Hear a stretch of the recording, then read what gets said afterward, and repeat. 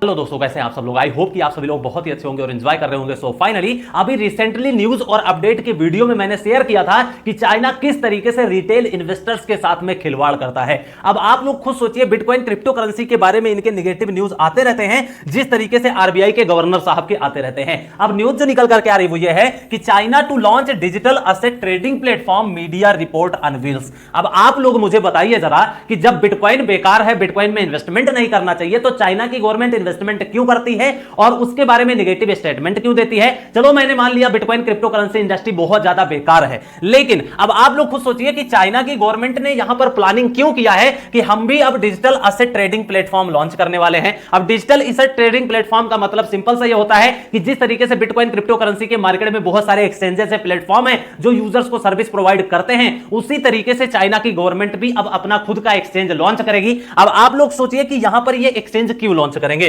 सबसे बड़ा रीजन, जब ये लॉन्च करेंगे तो इनकी पूरी वर्ल्ड वाइड यूजर्स इंक्रीज होंगे। अब जब यूजर्स इंक्रीज होंगे तो कहीं ना कहीं यहां पे जो फंड होगा वो डिपॉजिट करेंगे, और जब फंड डिपॉजिट करेंगे तो यहां पे ये ट्रांजैक्शन चार्जेस लेंगे, और ट्रांजैक्शन चार्ज लेंगे तो किसको जाएगा, चाइना की गवर्नमेंट को। और उसके बाद में जितने भी यूजर्स होंगे वो लोग कहीं ना कहीं बाइंग और सेलिंग भी करेंगे, और जब बाइंग और सेलिंग होती है तो आपको पता है कि टेकर और मेकर की फीस भी लगती है। जब टेकर मेकर फीस लगती है तो इसका भी जो फंड है वो चाइना की गवर्नमेंट को जाएगा, और उसके बाद में जो भी लोग यहां पे फंड अपना विड्रॉल करेंगे उन लोगों का भी जो ट्रांजैक्शन चार्ज होगा वो भी चाइना की गवर्नमेंट को जाएगा। और इसके बाद में बहुत सारी ऐसी चीजें हैं जो सर्विसेज प्रोवाइड करेंगे, कहीं ना कहीं स्टेकिंग प्लेटफॉर्म लॉन्च करेंगे उसके अंदर, उसके बाद मार्जिन और फ्यूचर ट्रेड लॉन्च करेंगे। तो ओवरऑल कहने का मतलब ये चाइना गवर्नमेंट की अंदर की बात आप लोगों को मैं बता रहा हूं, इसलिए कि आप लोगों को भी सारी चीजें समझ में आए कि किस तरीके से ये लोग रिटेल इन्वेस्टर्स के साथ में इतना बड़ा गेम खेलते हैं। ये वेल्स लोगों की साजिश होती है, आप लोग नए लोग समझ नहीं पाते हैं। तो आप खुद सोचिए कि जब बिटकॉइन क्रिप्टो करेंसी इतनी सारी चीजें बेकार है,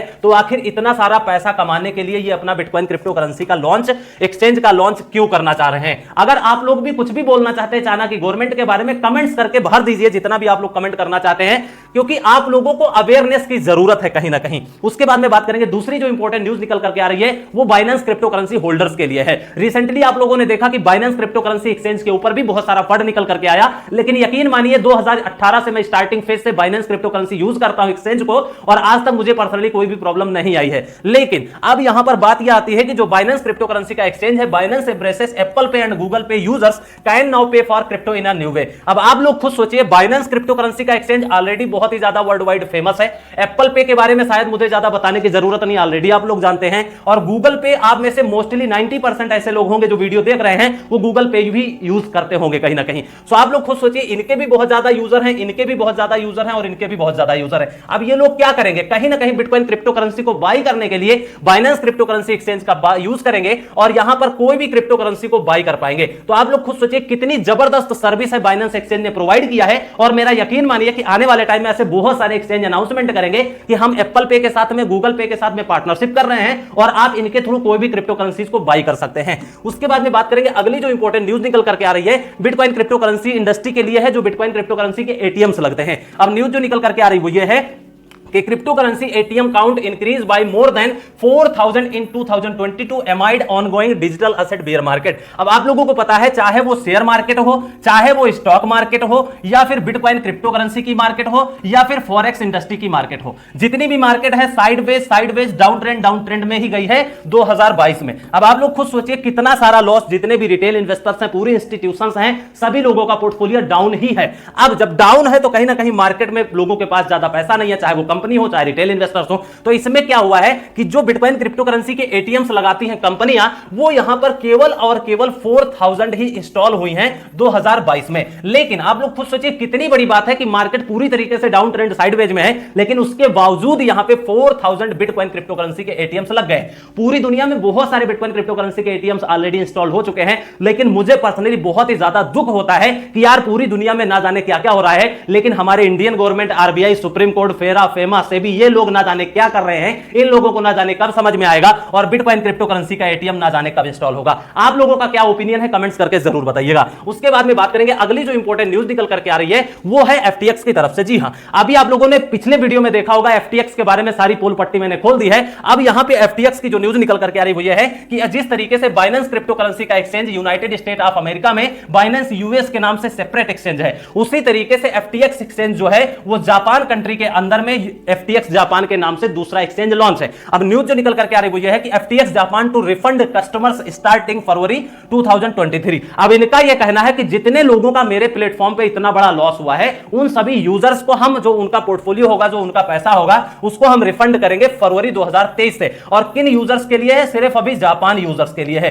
तो आप लोग खुद सोचिए ये क्या रियल है? रियल हो सकता है, कोई बड़ी बात नहीं है, लेकिन किस तरीके से? जिस तरीके से टेरा लूना ने क्या किया था, 1 लाख रुपए मान लीजिए किसी ने इन्वेस्टमेंट किया। अब 1 लाख रुपए अगर किसी ने इन्वेस्टमेंट किया है तो उसका पोर्टफोलियो तो बचा है सिर्फ 100 रुपए।